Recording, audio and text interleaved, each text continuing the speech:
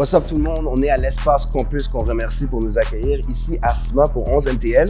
Et c'est rare que je puisse combiner ma passion pour la musique classique et le rap. Donc je suis ici aujourd'hui avec un pianiste, un compositeur, voire un génie qui est autant à l'aise à la Maison Symphonique que dans un studio avec les grands du rap français. Je vous présente Sofiane Pamar. Bonjour, ça va? Ça va, super, merci de nous recevoir comme ça.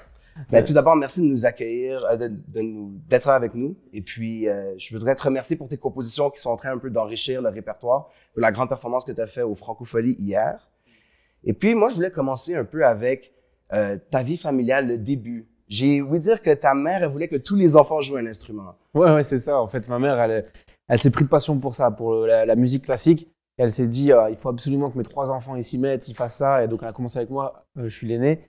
Et elle voyait ça dans des documentaires. Elle voyait, tu vois, tout ce monde de la musique classique l'a fascinée.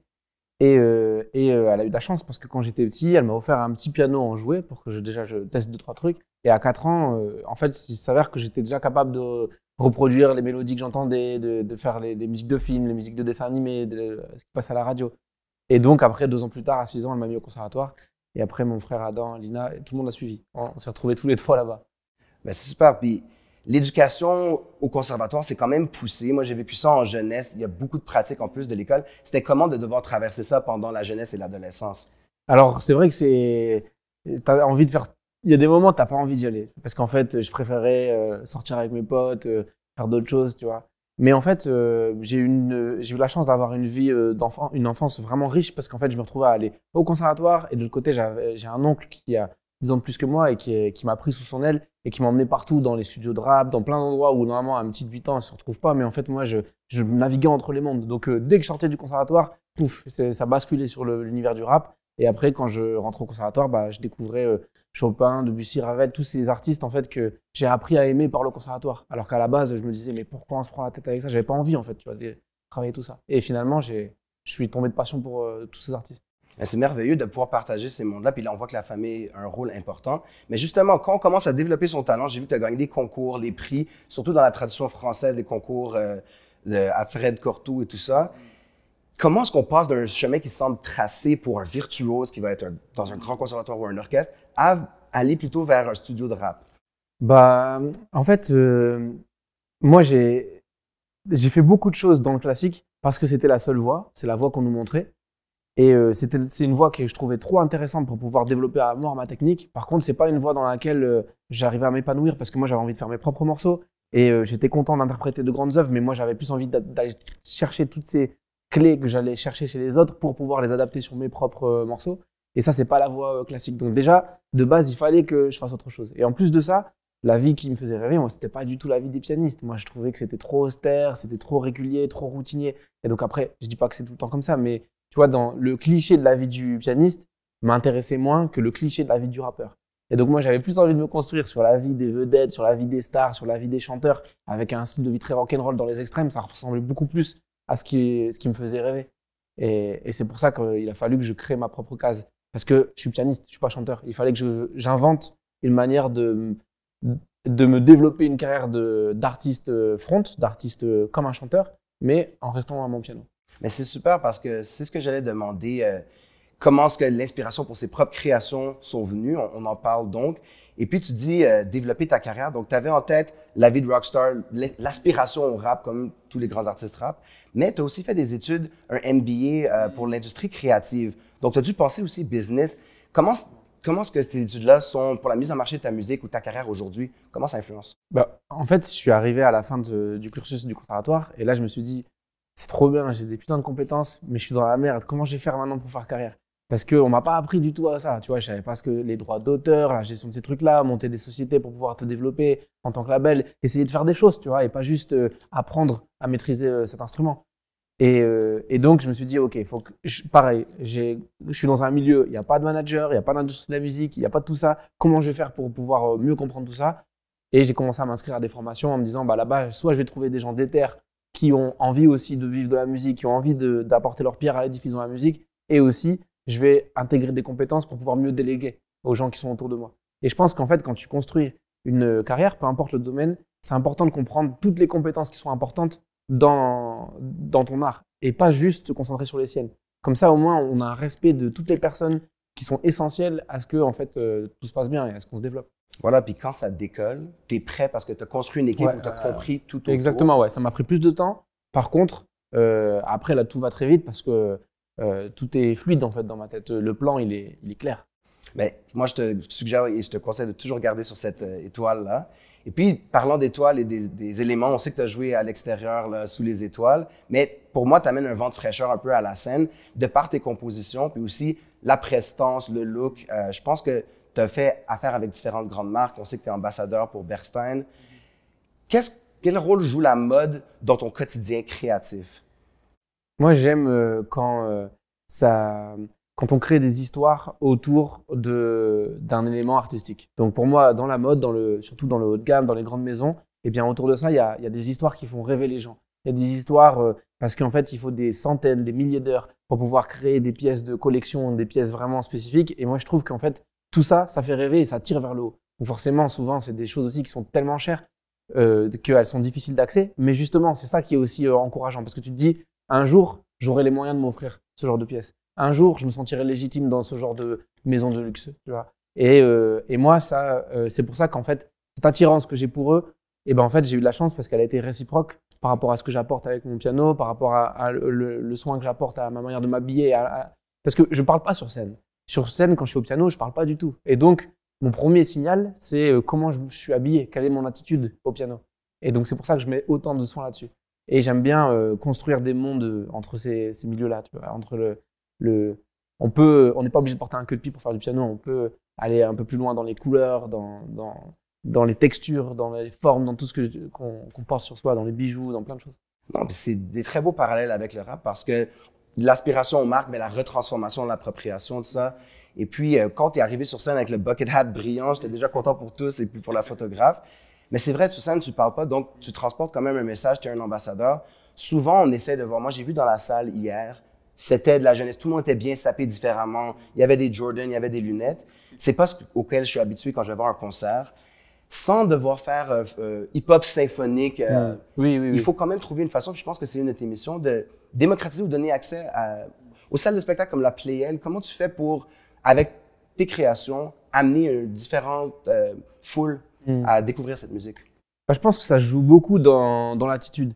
Quand on m'arrête, on a l'impression, en fait, les gens qui me suivent, ils ont l'impression, ils s'identifient à moi dans ma démarche parce qu'ils se sont dit, ah, t'es dans un truc où en fait, t'avais pas forcément les codes, j'avais pas les clés pour pouvoir accéder à tous ces milieux-là, et pourtant je l'ai fait et je suis resté moi-même. Et donc ils se disent, bah pourquoi pas moi en fait? Ça veut dire que moi je peux aller le voir en concert et je me sentirai aussi à la maison, je me sentirai aussi à l'aise. Et ces opéras, ces grandes salles, c'est des salles qui me faisaient rêver où en fait, je sais pas pourquoi, mais au départ, même si je sais que je peux rentrer, je peux aller voir n'importe quel concert, j'ai pas l'impression que ces concerts-là, ils s'adressent à moi. J'ai pas l'impression que je suis la cible de ces concerts-là. Et donc, en fait, je me suis dit, mais moi, j'arrive à rentrer dans ces lieux-là, j'ai envie de faire rentrer tous mes potes. Et tous mes potes, c'est mon public, tu vois. C'est tous ces gens qui, en fait, qui ressemblent à des gens avec qui, dans la vraie vie, je sais qu'on s'entendrait bien. Et donc, ça fait plaisir de créer ça le temps d'un soir, le temps d'un concert comme hier. Voilà, ça se ressent dans la foule. Aussi, il n'y a pas de pause entre les mouvements où on n'a pas le droit d'applaudir. Je pense que quand même, il y avait un meilleur échange avec la foule. Mais aussi, ça part de la musique, d'amener ses propres compositions. Ce qui m'amène à les morceaux que tu as joués subtilement. Il y avait Parano de CH, tu avais certains morceaux avec les lots. Comment est-ce que tu construis ton setlist? Parce que tu as tellement de compositions. Moi, j'ai les 3 albums. Qu'est-ce que tu fais pour te préparer pour ta prestation? Est-ce que ça change ou? Ouais, ça change un peu. Parfois, même, j'ajuste des choses sur cette liste juste avant de monter sur scène. Et donc, j'aime bien la construire comme un voyage parce que je suis très habité par ça. Et prévoir plusieurs destinations au sein de ma setlist. Moi, ce que je veux aussi, c'est procurer des voyages intérieurs aux gens. Donc, ça veut dire que la notion de voyage, c'est un des trucs qui me préoccupe le plus pour comment je construis ma setlist. Et après, j'aime bien faire des clins d'œil par rapport à d'autres choses, comme par exemple, tu vois, je crée une bulle rap où je fais plein de clins d'œil à plein de morceaux que j'ai créés et composés dans le rap. Et je sais qu'il y a une partie du public qui connaît, qui a toutes les références, et c'est pour eux que je le fais. Et il y a une autre partie du public qui va juste entendre un medley de thèmes et qui va apprécier les morceaux, mais pas pour leur connotation au rap. Et moi, j'aime bien glisser ces choses-là. Tu vois, c'est aussi mon apport aussi au rap, c'est aussi de ramener ces morceaux dans le cadre d'un concert de récital de piano. Voilà, puis c'est super bien fait. Tu as eu le projet avec Scylla, qui a quand même été l'établissement de tout ça. Mais comment ça se passe en studio si on demande un Sofiane Pamart beat? Parce que c'est plus que les notes ou les touches. Qu'est-ce que c'est faire une production musicale entière? Parce que j'allais te demander des plaques, tu en as reçu pour ton album, on a vu la chaîne, mais il y a aussi des plaques pour les singles oui, bah avec les artistes. ouais, c'est clair. Ouais, ça, j'adore. Moi, je suis un amoureux de ces plaques-là. Tu vois, les certifications, je trouve que c'est un truc qui est très encourageant, qui tire tout le monde vers le haut. Parce que si j'étais à des années-lumière d'en avoir quand j'ai commencé dans la musique, et je me disais, mais je les veux, ces plaques brillantes comme ça, je les veux pour moi. Et je trouve qu'en fait, du coup, c'est vraiment encourageant. Et quand je me suis retrouvé en studio, ce que je fais, c'est que j'essaie de capter l'énergie de la pièce. Et j'ai pas de problème à utiliser juste une partie de ce que je suis capable de faire. J'essaie de viser juste. Et c'est ça le plus important. Et donc, je me mets en retrait quand je suis avec un artiste, comme un rappeur avec beaucoup de personnalité. En fait, j'essaie de comprendre qu'est-ce que je peux, moi, apporter dans son univers à lui. Et pas comment je peux imposer mon univers dans son truc à lui. Tu vois, j'ai le réflexe inverse. Et je pense que c'est pour ça que j'arrive à beaucoup m'adapter. Et en plus de ça, bah, je travaille avec des beatmakers, mais de haut niveau, et avec qui, en fait, du coup, je crée des tandems. Et je me retrouve à faire des productions avec eux. Et donc, forcément, là, ça fait comme un match. Souvent, je commence, j'enclenche une première boucle au piano, je lui envoie, et lui, ça passe dans ses machines, clac, clac, clac, il va commencer à tout déchirer, à tout taper. Et après, il va me le renvoyer, je vais refaire un autre truc. Et j'aime bien ce match-là, c'est très stimulant dans un studio. Et j'aime bien que tout le monde te regarde. Il y a le moment où, en fait, est-ce que tu vas avoir ton inspiration maintenant ou pas? Ok, j'ai entendu parler de toi, mais qu'est-ce que tu vas faire maintenant, sous mes yeux, dans le studio? Ça, c'est l'énergie du studio. Puis Ouais. les rappeurs, souvent, ils doivent faire face à ça, donc c'est vraiment cool.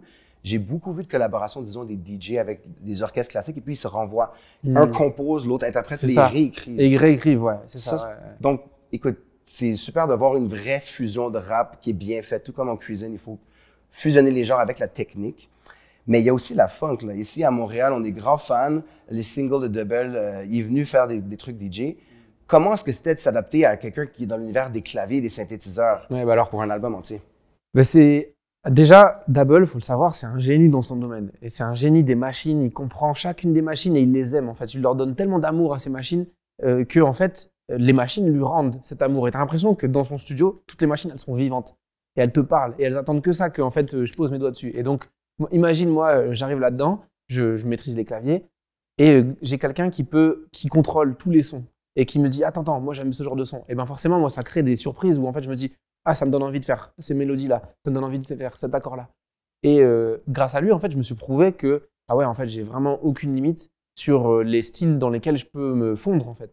Et ça m'a donné ce nouveau défi où je me suis dit, mais en fait, j'ai vraiment envie de composer les morceaux qui accompagnent dans toutes les émotions de la vie. Tu vois, je veux dire, sur ma vie à moi, je vais essayer d'explorer toutes ces émotions. Et la funk accompagne des émotions que moi, je ne pouvais pas évoquer tout seul au piano.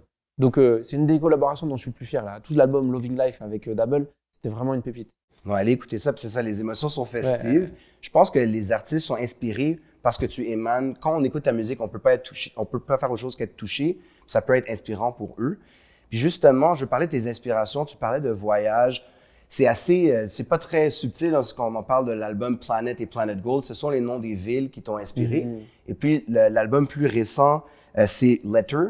C'est un remerciement aux fans. Chaque titre, moi j'ai les vinyles, je regarde les titres, ça fait une lettre aux fans. Donc j'allais demander, qu'est-ce qui t'inspire plus, les lieux ou les gens? C'est excellent comme question parce que en même temps, c'est assez clair. Dans les messages que j'envoie, tu te dis, ok, bah lui, je pense que j'ai capté son délire. C'est les lieux, les gens. Et c'est exactement ça. Tout se résume à ça. C'est que moi, j'essaie de faire des musiques qui sont humaines. Ça m'intéresse. En fait, si jamais j'ai pas d'inspiration, je vais aller chercher l'inspiration dans la vie.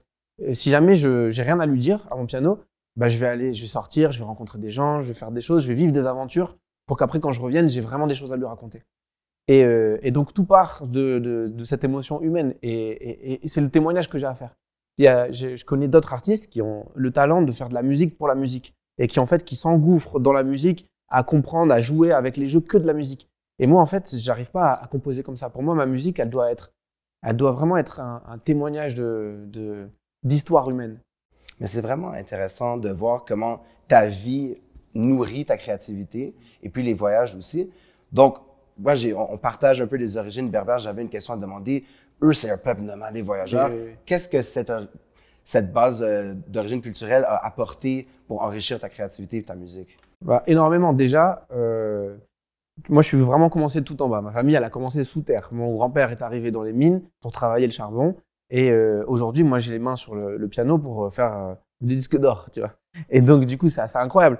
Mais en fait, ce qui se passe avec eux, c'est que il m'a offert. J'ai dû commencer de tout en bas, mais j'ai gagné une histoire. Et ça n'a pas de prix. Parce que cette histoire, je l'ai pour toujours. Cette histoire, je vais la transmettre autour de moi. Et cette histoire, elle me permet de donner du sens tous les jours à pourquoi je fais ce métier-là. Qu'est-ce que je fais? Parce que je veux rendre hommage, en fait. Parce que je veux prolonger les efforts et les sacrifices qui ont été faits aux générations juste avant moi. Et donc, je pense que c'est le principal truc que ça m'apporte, c'était ces origines berbères. Ce côté nomade, c'est le nomade qui part pour pouvoir donner des chances supplémentaires à ceux qu'il aime et à sa famille. Non, ce sont des legs. Et puis, la musique fait partie aussi de la tradition qui se transporte. Donc, tu contribues à ça à ta façon. Donc, si on revoyage ici, on est à Montréal, tu as fait des concerts au Québec aussi, à Santa Teresa. Tout d'abord, je voulais te demander comment c'était de jouer dans cette église là-bas. J'adore les lieux qui disent des choses, où les murs, ils ont vécu des trucs de fou qui font que ça vibre encore. Et quand on est à l'intérieur de ces lieux-là, comme cette église, eh bien, tout de suite, il y a quelque chose forcément de sacré, mais c'est aussi quelque chose où il y a eu beaucoup d'émotions. En fait, je suis fasciné par l'homme et par ses constructions. Comment ils ont réussi, l'homme qui crée des édifices pareils parfois, c'est assez fou. Et donc, me produire au sein de ces lieux-là, en plus, tu vois, il y a des vitraux magnifiques. Déjà, naturellement, il y a une scénographie. Et donc, dans ces lieux-là, moi, j'ai une scénographie très travaillée avec un visage robotique, avec des yeux qui balancent des lasers sur toute la foule pendant tout le spectacle. Et je trouve que ça marche bien dans un type de salle. Des salles où, justement, je veux apporter le côté traditionnel avec mon piano, mais en même temps très moderne, très sci-fi avec ce genre de scénographie. Mais il y a d'autres salles où j'ai envie que la scénographie, elle soit naturelle, c'est tout. Donc, c'est le cas de cette église à Sainte-Thérèse, mais ça peut être le cas aussi tu vois, quand j'avais joué au Montreux Jazz Festival, on avait une scène sur le lac, et donc la scénographie, c'était le lac. Hier, à la Maison Symphonique, c'est aussi une salle tellement… Là, il y avait d'autres raisons, elle est belle, mais en plus, je voulais vraiment jouer le jeu du récital de piano classique, avec juste, je suis tout seul sur scène, sans artifice, avec juste mon piano. Et donc, tout ça, ça me motive, en fait, à créer des situations. Mais c'est super, ça fait une variété, puis c'est unique comme expérience pour les fans. Sur YouTube aussi, on a vu sur les aurores boréales ou sur le lac, ça fait des views, puis ça accompagne bien une soirée. Mais moi, j'ai vu un piano qui est descendu de scène, là, directement, sur un Bertin déposé avec les lots. Est-ce que tu as d'autres histoires d'une scénographie complètement éclatée, ou où est-ce que tu veux aller prochainement? Déjà, il a fait trop fort. Hein. Les lots, quand il m'invite à son Bercy, qui est un Bercy, mais hors du commun, qui est un cas d'école de ce qu'on peut faire dans un Bercy, et qui termine son show par le piano qui descend du ciel pour que je le rejoigne pour faire une histoire étrange, là, c'est déjà un highlight dans ma vie. Déjà, la composition de ce morceau, elle était folle, parce qu'on l'avait en tête depuis le début, et c'est le tout dernier morceau qui s'est rajouté à l'album Une histoire étrange. Et là, le fait de le jouer comme ça, en live, avec tout le monde qui connaît les paroles, voilà, c'était assez fou. Donc, c'est vrai que je vis pour ces choses-là. Et j'ai des idées, mais je ne veux pas les dévoiler, mais je suis en train de préparer des projets aussi. J'ai envie de créer des choses spectaculaires. Donc déjà, à mon Bercy, avant la fin d'année, le 17 novembre, je suis en train de préparer des choses très spectaculaires. Ouais, j'encourage tout le monde déjà à te suivre. Peut-être, si j'avais des millions, là, je pourrais, tout comme ton piano qui est en mer en ce moment, aller suivre concert à concert un peu partout, aller voir les performances sur YouTube aussi. Et puis, justement, si on change de registre un peu, ton parcours m'inspire des pensées pour les grands pianistes. Moi, je collectionne les vinyles. Samson François, ça me parle parce que c'est quelqu'un qui était présent dans le monde du jazz. Il était un pianiste reconnu, qui était grand, mais il voulait faire son propre truc. Et puis, on le voyait fumer des clopes dans les bars miteux à la fin de la soirée. Alors, question hip-hop, mais piano, c'est quoi ton top 3 pianiste de tous les temps? Déjà, toi en plus qui est un kiffeur de vinyle, intéresse-toi, peut-être que tu le fais déjà, à Thelonious Monk. Donc c'est un pianiste, voilà, il porte plein de bagues et les covers de ses albums sont complètement folles. Donc en plus en vinyle c'est trop beau. Et sa musique, il a inventé un phrasé, des accentuations au piano qui sont pas du tout académiques, qui sont vraiment très intéressantes. Donc ça, lui, c'est dans mon top 3, il y a Thelonious Monk, il y a Horowitz sans hésitation, Vladimir Horowitz, et je dirais mon pianiste de cœur, qui est le maître qui m'a beaucoup accompagné, Henri Barda, qui est celui qui en fait m'a appris dans l'interprétation à être auteur, même dans l'interprétation des œuvres. C'est-à-dire qu'en fait, lui, quand il travaille Chopin, il va le travailler jusqu'au moment où en fait, ça devient son Chopin, ça devient son morceau. Il devient auteur et à ce moment-là, il recrée l'œuvre. Et donc à ce moment-là, il n'a pas l'impression d'interpréter, il est auteur de l'œuvre à ce moment-là. il sait très bien que c'est une œuvre de Chopin, mais tu vois ce que je veux dire? C'est que ce niveau d'interprétation poussé à son niveau ultime d'exigence, c'est quelque chose qui m'a beaucoup inspiré. Ben, Henri Barda, c'est sûr, le côté franco-égyptien aussi, Oui. mais je pense que c'est très intéressant ce que tu dis, parce que, oui, c'est la technique, les disques, c'est comme le Michael Jordan, mais de pouvoir se réapproprier une œuvre, moi, je pense à Reinbert Deleu, le Satie qui a été tellement lent, ça fait vendre des disques aussi, d'avoir sa propre interprétation. Puis, on s'entend pour toi que tout va bien en ce moment. J'ai vu une citation, je suis dans un rêve éveillé de tous mes objectifs d'enfant. Tu dis être choyé. Tu as trouvé un peu un équilibre créatif et professionnel. J'ai envie de te demander, what's next? Qu'est-ce qui est prochain dans tes objectifs là, pour Sofiane Pamar? Bah là, on est en train de travailler beaucoup sur les tournées internationales. Et en fait, tout à l'heure, je te parlais du Bercy, c'est ce que j'ai en tête. C'est que, en fait, ce que je fais dans ma manière de construire ma carrière, c'est que je me concentre sur les étapes de ma carrière. J'ai de la chance d'être accompagné par Guillaume Héritier, mon manager, qui, lui, a une vision beaucoup plus long terme et qui a toujours plein de coups d'avance sur ma carrière. Mais moi, ma manière de faire, c'est de me concentrer sur les étapes. Et donc là, une grande prochaine étape, ça va être l'Accor Arena, jouer devant 20 000 personnes à Bercy, à Paris. Ça va être complètement fou. Et donc ça, j'ai envie de vivre ce rêve et de le savourer. En ce moment, je suis en train de savourer le fait d'avoir fait disque d'or avec mon premier album, Planète. Et en fait, je me retrouve à avoir fait un album que de piano, sans featuring. Et sur le papier, c'était pas du tout ce qui allait arriver jusqu'à un disque d'or. Et on l'a fait. Et donc ça, c'est quelque chose, j'ai pas envie que ça de passer trop vite à autre chose. J'ai envie de rester un peu dessus pendant un peu de temps et savourer ça. Tu vois, j'ai organisé des moments avec des personnes qui ont été vraiment importantes dans ma construction de carrière pour pouvoir célébrer avec eux individuellement ce trophée. Et je continue comme ça, tu vois, à prendre mon temps. C'est super. Planet Gold, moi j'ai les vinyles en or, toi tu as la chaîne présente. C'est vraiment impressionnant. Et puis, tu sais, à Montréal, ici, on a des grands vendeurs aussi, mais de jeux vidéo, Ubisoft. Il y a beaucoup de gens qui filment ici. Je ne pouvais faire autre chose que penser à la musique de cinéma ou de jeux vidéo. Je sais que tu en as déjà collaboré avec des jeux.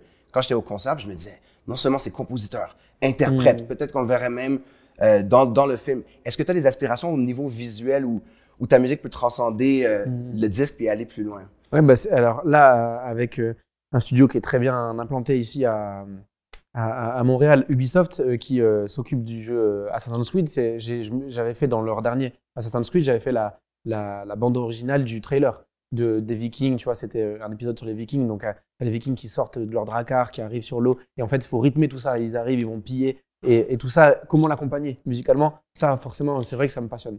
Donc, je l'ai fait avec eux, et le jeu vidéo, en plus, j'ai eu aussi une histoire personnelle, c'est que mon frère, il a travaillé pendant 4 ans en tant qu'ingénieur à l'intelligence artificielle ici, à Toronto, enfin, pas à Montréal, à Toronto. Et donc, c'est des En fait, le piano a l'avantage de pouvoir accompagner, de laisser de la place, en fait. Et donc, quand on fait des images, eh bien, il y a de la place pour pouvoir raconter d'autres choses au-dessus du piano. Et la musique, à ce moment-là, la musique instrumentale amplifie ce qui se passe à l'image. Elle ne vient pas raconter autre chose. Comme quand on rajoute avec des paroles, on raconte quelque chose. Sans parole, ça a ce pouvoir d'amplifier, mais de rester en retrait. Et ça, je trouve que c'est c'est quelque chose forcément que j'ai envie de développer encore beaucoup. Oui, et puis on parle aussi de sound design. Il faut évoquer les émotions, ce que tu fais très bien. Mais je peux imaginer que tu peux tu peux voir quelque chose et puis jouer ce que tu ressens, puis c'est direct comparativement à quelqu'un qui devrait écrire les paroles dessus. Ouais, c'est ça. Comme en studio, quand un rappeur il est dans une émotion particulière et moi, ça me donne une idée de comment l'exprimer à mon instrument, je peux le faire aussi avec des images. On diffuse des images, et d'ailleurs, c'est aussi un truc qu'on fait en studio parfois. On veut travailler sur du froid, un univers glacial, on va balancer sur un rétroprojecteur des icebergs, des choses qui vont nous donner froid, en fait, même dans le studio, et qui vont faire qu'on va créer comme ça. Donc les images, c'est quelque chose de très inspirant. Ouais. Donc tu mets le mood. Et puis en parlant de mood, il y a quelqu'un qui a fait un concert dans Fortnite. On parle de Travis Scott. J'ai ouï dire que c'était une des collaborations dont tu rêves. Ici, à 11MTL, on aime dire on put it in the universe. Est-ce que tu as des collaborations ou que tu vises? Moi, je pense que c'est une question de temps avant que l'Amérique commence à tomber dans la folie Sofiane Pamar, si ce n'est pas déjà le cas. Qui tu vises comme collaboration de rêve, là? Récemment, tu vois, dans l'album de Drake, il a fait un son incroyable qui s'appelle Yebba Heartbreak. et que je trouve trop beau avec du piano. Et donc, ce genre d'apport dans des albums comme ça, là, c'est vraiment quelque chose que j'ai envie de faire. C'est apporter une touche qui apporte du relief au sein d'un album qui a beaucoup d'énergie. Donc, c'est pour ça que je pense à Travis, parce que c'est vraiment un artiste avec qui je pense que je pourrais apporter ça. Récemment, Kendrick, voilà, je me dis aussi que ça fait partie de... On parlait tout à l'heure des rêves qui vont suivre. Je parlais de l'international pour les concerts, mais c'est aussi l'international dans les collaborations. Oui. Je te le souhaite. Et puis, je pense que le rap, de plus en plus, on laisse parler les émotions, même musicalement. Les gens se permettent plus aussi. On parle de Kendrick, laisser des outros à chaque chanson, presque. On peut glisser un piano là-dedans, c'est sûr. C'est ça. Puis là, on est en ville, il y a avec Caballero Jean-Jacques, tu les as croisés à l'hôtel. Ils sont présents. Ça fait longtemps qu'on a des échanges entre l'Europe et Montréal, pour le rap, surtout au cœur des francopholies.